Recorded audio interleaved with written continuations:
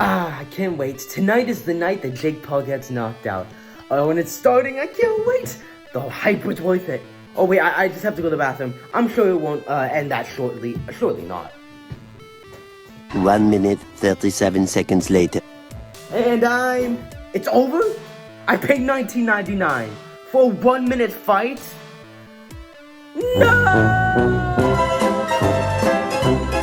Gib, why, Gib, can you tell me, straight to my face, Gib, why did you let this man beat you in the ring? Hey guys, welcome back. It is my channel, Diesel Fisher 2.0.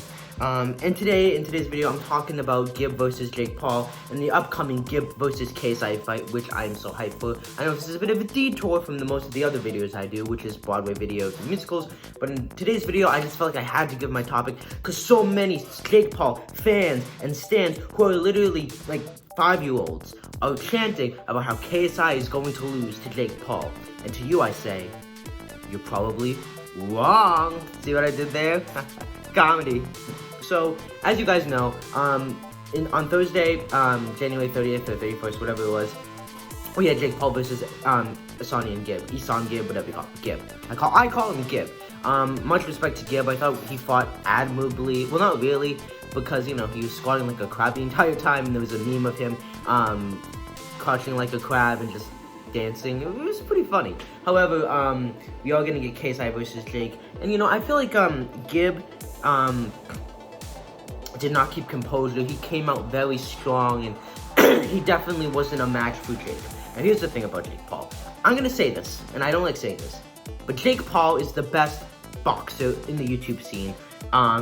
Technically, you know, KSI we're coming in at number 2, but the difference between KSI and Jake, is that KSI is a very wild fighter, but he's able to win fights through that kind of unorthodox style. Whereas Jake is able to win very technically through the jab and through hitting really hard and being very composed. Now let's be honest here. Has Jake Paul ever really had a credible threat to his boxing career? No, he hasn't. He has fought Deji and Gib. Deji and Gib had so many physical disadvantages, and Jake Paul had so many advantages to Gib and Deji. For example, Deji was like 5'8", I think, and he weighed a lot less than Jake.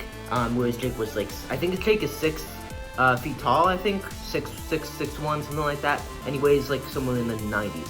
Gib came basically in the same weight as Jake, but Gib is also 5'8" and like 1/2, something like that.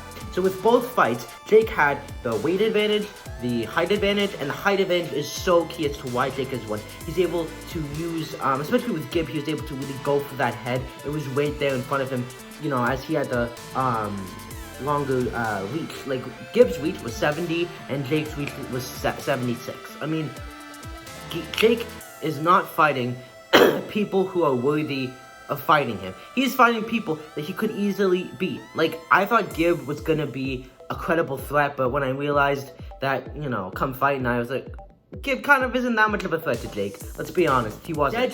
Deji was uncoordinated. He didn't have a camp. Deji was definitely not as athletic as Jake, and he was, you know, from his earlier sparring videos in the beginning of the year, it was pretty on point that Jake was gonna win. So again, with Jake, great technical boxer, can't take that away from him, but at the same time, Jake, you're only fighting people that are shorter than you, that you have so many physical advantages over. Also, Isan Gib's last fight was in August of 2018, which was almost a full 2 years ago at this point. So he hasn't been training, he hasn't been boxing, and I think he definitely could have benefited from having more training time.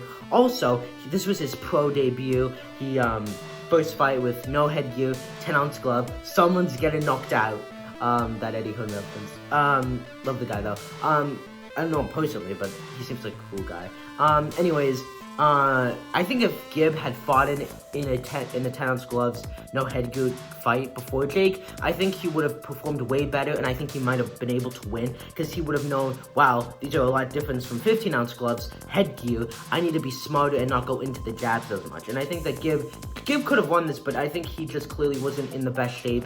He had too much nervous energy, whereas Jake was very composed, he was very focused, and I think Jake did deserve to win. He definitely, I think, was reeling from the loss that Logan suffered from KSI, and and he wanted to redeem the Paul name. It's totally admirable. Then when we come to KSI has said this will be his 4th fight. Joel, Logan, and Logan again. So this is his 4th fight. So, whereas with Deadly and Gib, this was Gib's first pro fight, this was Deadly's first ever boxing fight, he won't have any nerves or jitters. He knows how to deal with the pressure. He knows how to deal with the millions of people watching. He will not have any of those nerves. He has had 3 fights, with one of them being with 10-ounce gloves, no headgear, something that Gib had a disadvantage about. So KSI has, Jake doesn't have any advantages over KSI, and KSI has no disadvantages or really any advantages over Jake. This is gonna be the most even fight probably in YouTube history boxing ever, really, because KSI, if you look at the Joel fight, KSI is known for being very haymakery, for throwing haymakers and going like this a lot of the time. But with the Joel fight, I recently rewatched it yesterday, and you can definitely tell that he is not throwing any haymakers. Obviously, Joe is a lot shorter than him, but just think. You'll see the clips that's playing right here of KSI versus Joel. His punches are more accurate. And he boxes so differently than he did with Logan. And the only reason why he was so wild and so crazy and unorthodox was because Logan was way taller than him, and he really didn't have that much. He really had to aim for it and really just go for it. And I think that Jake does prove to be a credible threat to KSI, but ultimately, I think KSI, without a doubt, will win against Jake Paul. If Jake wins, it will be like Andy Ruiz versus Anthony Joshua, the first one, all over again. Which would think maybe there would probably be a rematch, but because KSI then would train as hard as I can. But yeah, so I think people are forgetting the kind of disadvantages that both Gib and Deji had, and all the advantages Jake had, and KSI has no disadvantages. Jake and KSI are basically this. I think Jake's a little shorter than KSI actually, and they have basically the same reach. I think they're gonna probably come in around the same weight. KSI will probably be higher than Jake, and KSI won't be throwing those haymakers that he will in the first fight against Logan and the second fight. His boxing, I think, is going to be a lot different. I think we're going to see a very different KSI come fight night for KSI versus Jake Paul. And again, Gib this was his pro debut. Deji had never been in a boxing match. He's fought people that, quite honestly, have been credible threats. And as much as I think he's great at doing what he does, Jake, you haven't fought anyone that really says, wow, you're a good boxer. Because I think ultimately, KSI has way more experience, and KSI has the most to lose. If KSI loses to Jake, it will be a massive L, and I think it will even be worse than if he had lost to Logan in the second fight. Like, obviously KSI's on top of the world, and he's just did Wake Up Call, which is amazing, and if you have not listened to it, then why aren't you? And Jake, meanwhile, has been struggling in views, and if he had lost against Gib, it was over for Jake forever. Like, he would become washed up, and that would be it for Jake. However, with Jake versus KSI, Jake doesn't have a lot to lose because he's already gotten to that point where he has 2 wins. He wins in his pro debut. He's going to be even top of the world. And no one's expecting Jake to win. I'm not expecting Jake to win. And I hope Jake goes in glorious fashion.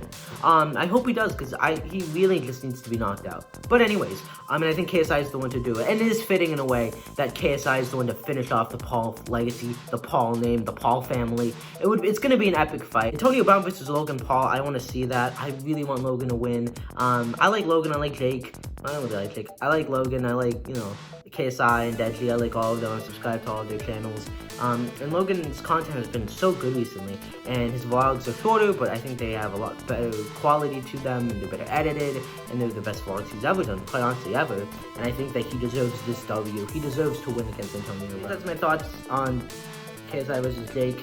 Jake has honestly done really good, but he hasn't gone against KSI, and we all know who's going to win that. So please like, subscribe, and comment. And I guess comment down below who you think is going to win. And yeah, peace.